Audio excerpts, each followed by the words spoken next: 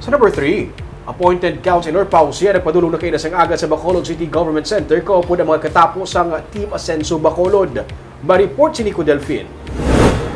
Bisan may ginabatsyag nga kakulba nangisog ang appointed city councilor nga si Pao Sing nga magsaka sa opisina sa iya amay sa Bacolod City Government Center kaupod ang katapos ang Asenso Bacolod kaina sang aga.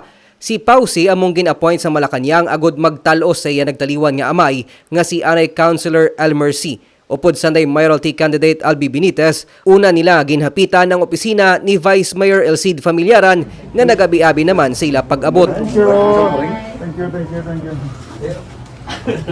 Good luck, Councilor. Vice Mayor.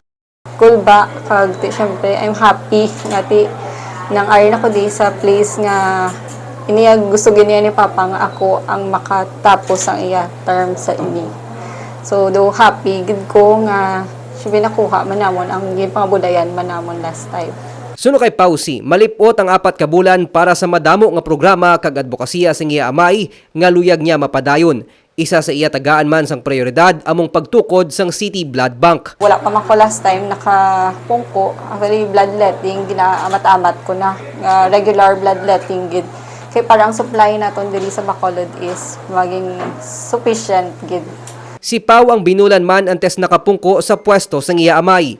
Natapos na ang iya pagpanumpa pero magahulat anay sang mando gikan sa Department of Interior and Local Government si Vice Mayor Elcid Familiaran para sa opisyal nga pagkilala kay si bilang panibago nga katapos ang konseho sang syudad.